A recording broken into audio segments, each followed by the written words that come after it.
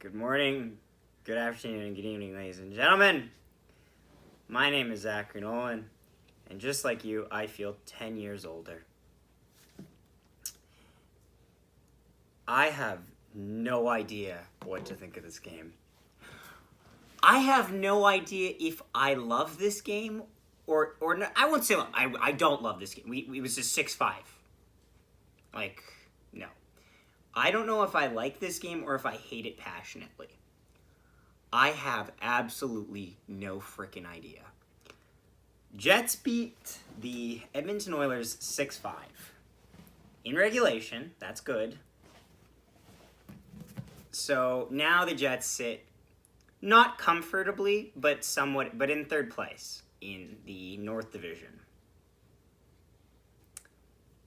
Okay. So let's get into it because we have a lot of reactions to do. And sorry if I feel low energy. Honestly, this game kind of zaps it out of you. Not because it was boring, because it was so freaking stressful. I commented this on the NHL video of the game, but I feel old enough to have a pension at this point. It was so aging. Good Lord. So, Pierre-Luc Dubois is still out day to day. Harkins is back, though. That's nice. Vesalainen is in. Stanley is out of the lineup. I think this is because... Now, I've heard a few I've heard some reasons that it has to do with Seattle, and if he plays a certain amount of games, he's eligible to be picked up by Seattle. I hope that's the truth, but knowing Paul Maurice, it's probably something more infuriating than that. Just being honest here. Also, for just a fun update, Roslovic and Laine got an assist tonight. The good news is the Jackets lost 7-3, so I don't care. But I will say that's all that matters. Shut up. The Roslovic assist. I don't know what alien has abducted that boy, but that is not Jack Roslovic. He went I have no idea how to describe it. The puck went between his legs, and he didn't lose it afterwards, which is something I've never seen from Jack Roslovic. But anyway, to the game at hand. So, fourth line played okay. Yeah, no, I'm just gonna get into it pretty much right to the goals, because Dominic Cahoon takes a pretty, I'd say, a light interference penalty early in the game. So if any Oilers fans are mad about this penalty, it is a penalty. It's what's called a pick play. You see it in football too, from what I've heard. I don't know. I don't watch football. Cahoon goes up to our guy and gives off the puck and then skates right in front of our guy like this, so he literally couldn't get around to go play for the puck. And he got called for interference. A little bit of a light call, but that's okay. That's definitely a football player. Penalty. Then As a lineman, no, that's Carter. definitely a football Carter. player. We got no time for this. Fair enough. All right, and that would lead to Mark Scheifele on the power play, one-timer, but it did miss. Walk! What? Yeah, anyway! Nice! Nice! I don't know how he got that pass over. That was nice. I was happy to see it, and you know what? He raised the puck. Look what happens, Mark, when you raise the puck. Not gonna lie, I thought you were gonna say Gretzky. Gretzky didn't have to raise the puck, I'll have you know. Fair enough. That dude had the most amount of assists to lead the league in points. He didn't need to raise the puck. He gave goalies the privilege of the chance to stop that shot by not raising the puck. And of course you know the whole thing, if he never scored a goal, he'd still be first or whatever. I feel like it's if he never took a shot on net. And I feel like that's a little bit bullshit. Because how many of those assists do you think were at least rebounds? You know what I mean? I feel like it'd be a little bit less. Also, if he never shot, I feel like goalies would catch on and be like, look at this fucking idiot. He's coming in on a 2-on-1. I'm not even playing the shot. Try it, Wayne! Like, no. It's more to that. But I know. anyway, so Scheifele scores in the one turn, make it 1-0. Lowry gets into a fight with Nurse. Cool. He was sticking up for Perreault. Didn't look like Perreault really need to be stuck up for. Like, Nurse lightly pushed him, but sure, whatever. Honestly, this is more part of Lowry's game than it is for Nurse. So if we're going to take off one of their better defensemen off the ice, I'm fine with that. Shoot on rushes, Appleton. This is in all caps. In the first period, I said shoot on rushes because he didn't do it again. He was looking for that pass, which is something, if anyone has watched this channel the last couple of videos, I've been pissed off with 2-on-1 rushes because we always freaking pass. But guess what? Actually, we'll get beyond that.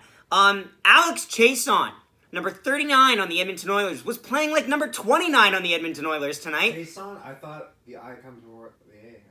I thought it was Chison. Oh, you're right. And I listened to an Oilers fan reaction to this game before that, and he said it's Chason. And you always correct me on pronunciation. No, names. if I'm gonna be honest, I feel bad now because in my head I was like, it's Chason, isn't it? No, you could be right actually. Definitely Chison. Okay, yeah, that's fair. No, but he beat Dylan DeMello and Nathan Beaulieu, the worst pairing possibility you can have. Those two? Yeah, they were on the line for the same one. Oh so my God. DeMello pinches. Dad actually corrected me on this because I thought it was Beaulieu because I saw Beaulieu chasing him. DeMello pinches at our own blue line. Ballsy play. Didn't work. DeMello rushes behind him and can't catch him, and he scores short side on Connor Hellebuck. I'm not going to get into this. Connor Hellebuck had a fine game. Wasn't great, wasn't perfect, it was okay. Reaction to that goal here.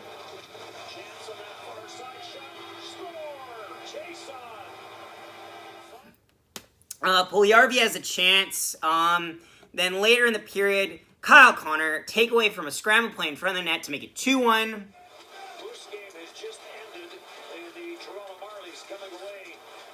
Oh, is that why I heard the goal sound? Yeah! Woo! Alright, so Beg City was just one goal off.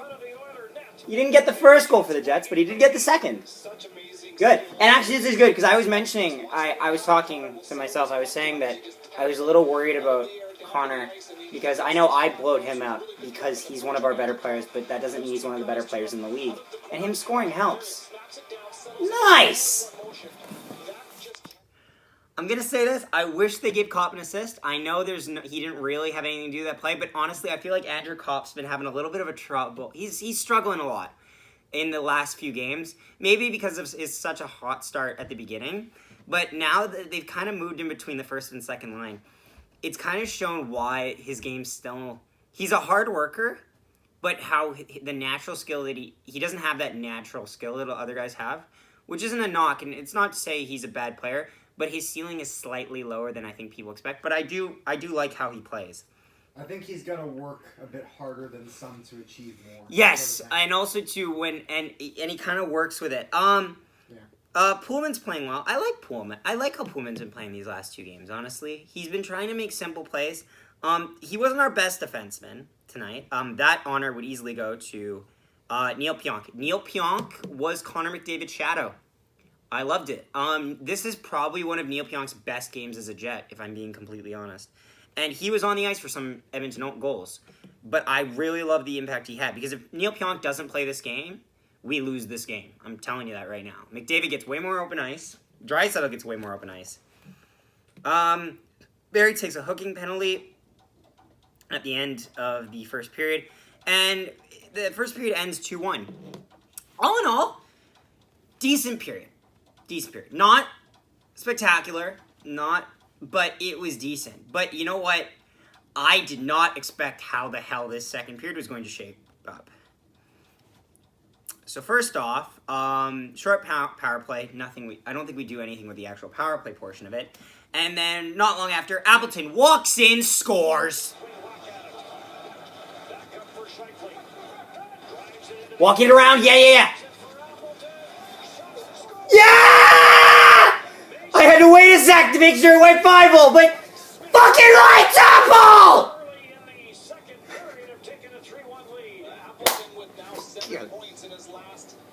So proud of that boy! So proud of that boy! Let's go! Let's go. And you know what? I think he caught Mike Smith sleeping a little bit.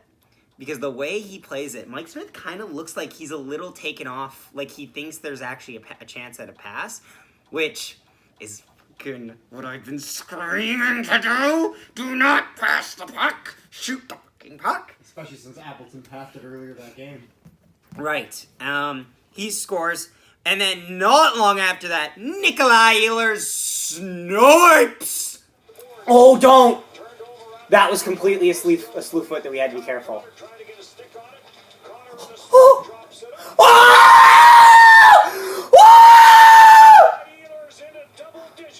Holy crap! On 11 shots, no less! Yep! Koskinen, take off the baseball cap, kid! You're going to the show! Dave Tippett apparently has seen enough now with 14 Woo! goals on 16 shots, and he's gonna... Okay, so here's the thing. DeMello slew-footed him a little bit, but not a lot. He barely caught him. And he was able to catch himself. But hell yeah. 4-1, that was the end of Mike Smith's night. See you, bye. Thank you for showing up. Not long after that, Hellebuck, fine. I said this already, but fine. Hellebuck in the second period started to piss me off because I started to have flashbacks from that Ottawa game, which, you know what? I actually have to say one thing. Thank you, Toronto Maple Leafs. I thought that this joke about the Jets blowing it with 8.2 seconds left was going to last a lot longer than it did. That meme is dead now because Toronto killed it with its ineptitude. And I say that fully aware that the Toronto Maple Leafs will make the playoffs this year. But you choked. You choked. Can't wait to see. Take your L, and remember, Can't wait to see. 2 L's side by side is a W. It's okay. You're going to win a lot more games. Can't wait to see Steve Dangle's video. He already made it. Oh, I didn't see it. It's great. Great. It was Of course weird, it though, is. because he's kind of at that point where he's accepted it. Like, it's not the David Ayres type fiasco. That is amazing. If you guys have never heard of Steve Dangle, first off, he's pretty much like me, but more popular. A lot more popular. A lot more popular. And actually has a job. And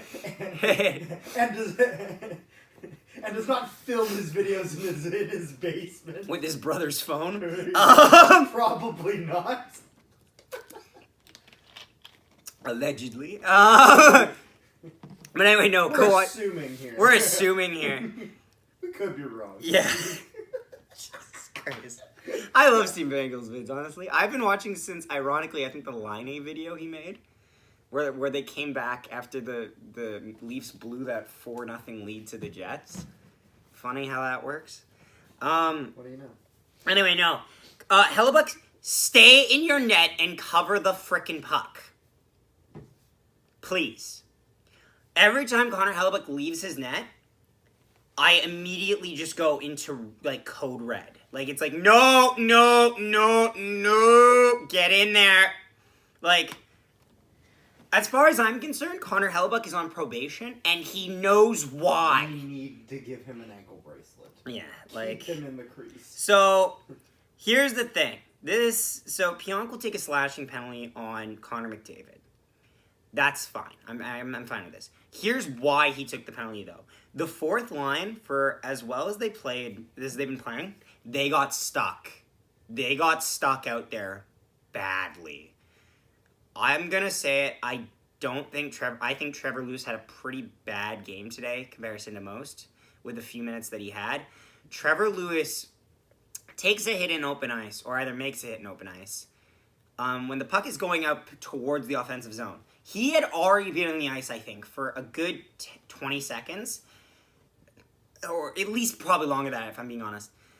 He should have made the judgment call to get off the ice. Because we got caught with our fourth line on the ice with the McDavid line out there. That was a goddamn shit show. He was stuck on the ice way too long, and that forced us to take a penalty when they came back in the ice. And, like, there was 2-3 outs that we couldn't just get the puck out of our end. Ryan Nugent-Hopkins would score on the power play on a one-timer. Hellebuyck kind of, like he's done it in a couple games actually against Calgary. If you see the highlights, he kind of bit too much on the initial play, and so the pass across he kind of was a little late on. So reaction there.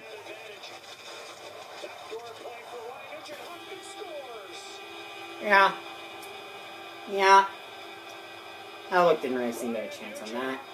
I don't know if he bit early because, like, he was diving. So to have enough time to dive over there tells me he lost it earlier, right? Can I get a replay of this? So let's look at Hellebuyck here. Oh, kind of lost his footing right on the pass there. He's had a couple of these. And then there's a missed high sticking call on Connor McDavid on Neil Pionk. Pionk falls down, and at first I thought Pionk had tried to lay a good hit on McDavid, and then he fell down. I'm like, oh no, did he get the worst of it? Like, I don't know why, but I was worried about his pride more than anything. It was like when he tried to hit Marner and he got reverse hit. That's kind of how I was like, oh crap, did he get? Yeah, it was right at the end of the game.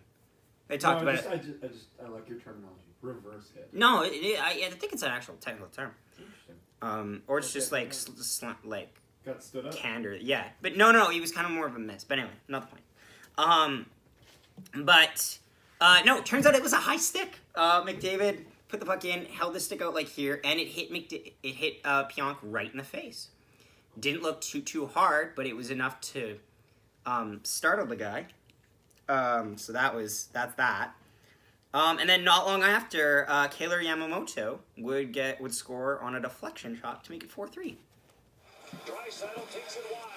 Draisaitl throws it into the slot area. Comes back. This is feeling like a penalty kill. Deflected in front of the net. Yamamoto get a stick on it. As Darnell I'm not liking this a lot. Like, we are really on our heels right now. And it's just nothing plays coming out of nowhere. Where is this tip? Oh, Jesus Christ. And then not long after that, Matthew Perreault would score on a tip-in to make it 5-3. Way to go, boys! I was editing. I was shimming down some videos, but... Hey, right! 5-3. Way to go! And that reaction is short because I was literally trimming down videos. Because holy hell, you have no idea how hard it is on a terrible, crappy iPad with 9 videos that started out by a minute. Because I run them based on until the whistle goes, then I cut them or I trim them. And my goodness, the thing just kept screaming, "You don't have storage!" But yeah, we managed. And then there is a bad call. I hated this call for 2 reasons. So Scheifele takes a tripping penalty in the Ottawa had a great night. In the Edmonton zone when he's playing, and it's actually very similar. Like, and Scheifele was good. I really like Scheifele today. He takes a penalty, and immediately after the penalty, he's already yelling at the ref. And Scheifele's right. So Scheifele gets a tripping penalty, but he doesn't trip him. So here's what happens. He strips the defenseman of the puck, gets hung up with the defenseman. It looks like the defenseman actually grabs onto Scheifele, and then Scheifele lets go, and his stick the entire time was in front of the guy. And then the guy falls, and the guy trips over him, like trips down himself, falls down. Trips and on the Scheifele, ice. yeah, like the guy was pretty much like this, and they were leaning on each other, and then the guy just goes, and just falls.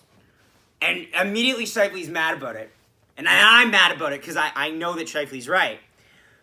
And that would all lead up to, we kill off the penalty, but we don't get the guys back. We don't get a line change at some point where from guys that were on the penalty that, like, penalty killed. We don't have our proper lines out. Yeah. Somehow, someway, Pionk loses his stick and Scheifele loses his stick at the exact same moment that Alex Chiasson? What did you say? Chiasson? Chiasson. Chiasson. Yes. But there's 2 S's. Yeah, but... Chiasson. That sounds stupid. But it sounds stupid. Walks in at that moment to make it 5-4. Your stick.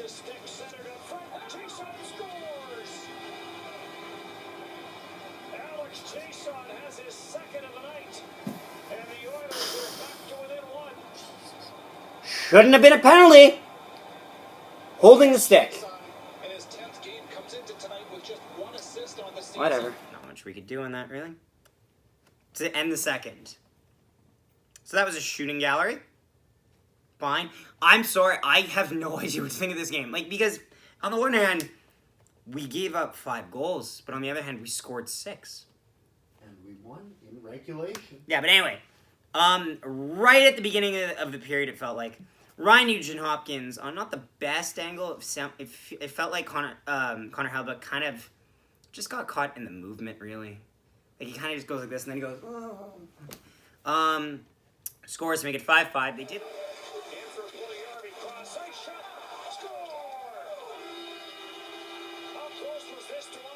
That's exactly what I'm thinking. They did look at this.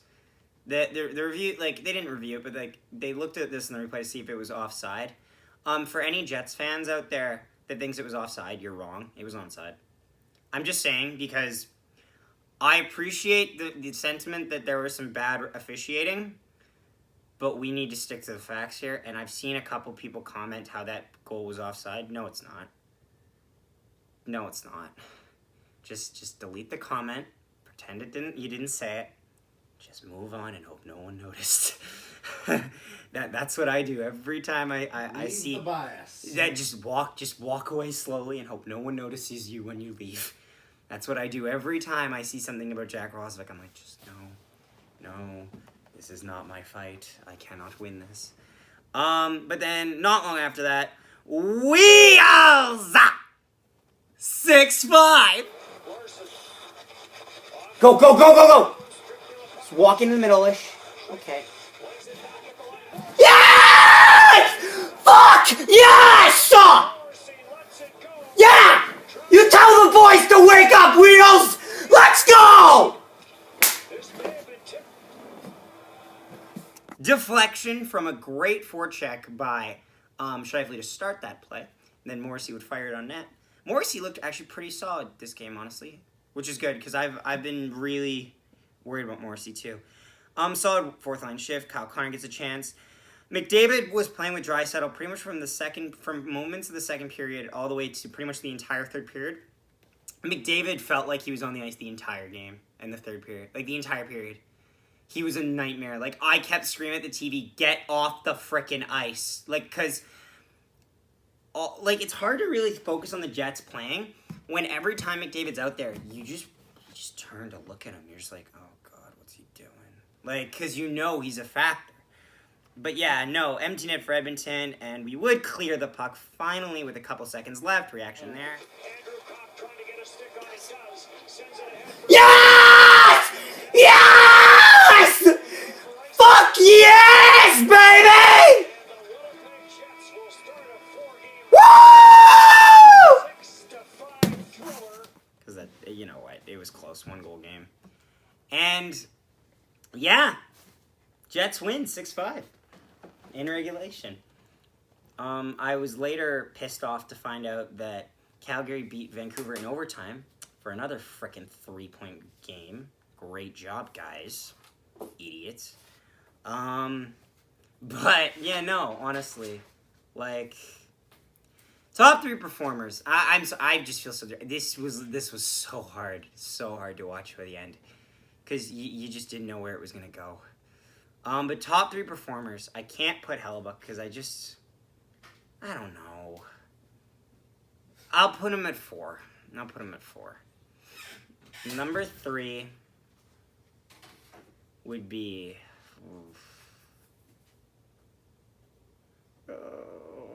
I know 2 and 1. I don't know 3.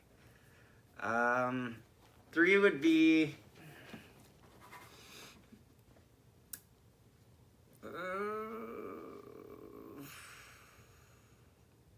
Kyle Connor. 3 is Kyle Connor. Got a goal and an assist. I'll give him that. 2, Mark Scheifele. Mark Scheifele had a great game. 3-point night. And he was playing amazing, honestly. Like, he looked like he deserved to be on the 4th line for Team Canada, which sounds like a joke, but honestly, 4th line, Team Canada centerman. That's you're high talking praise. Like an Olympic. Mm-hmm. And one is Neil Pionk. 2.9. Looks solid out there. He did a great job at trying to limit McDavid and Draisaitl. He limited McDavid and Draisaitl to 2 assists, which was McDavid's 2 assists. Draisaitl didn't get on the board. No, he was good, honestly. Like, He said it was one of his best games, I think. I thought so, honestly. Like, because honestly, it's one of those games where he's had the most diversity, I think, especially in dealing with offensive talents like those two. But anyway, no. I'm gonna leave the video there though, because we have a lot of reactions. I'm not sure how much we'd have to cut for certain reactions. So if you enjoy this video, please leave a like. Subscribe if you haven't already, and then turn on the notifications so you find out whenever we're posting. Do comment down below your thoughts on this game, and just honestly any other game, like the Ottawa-Toronto game. That was fun. And don't forget to follow us on Instagram at @NoOneHockey Podcast. We will be doing stuff for Star Wars hopefully coming up, and also another episode of the No One Hockey Podcast as well. Thank you for watching, and we will see you next time.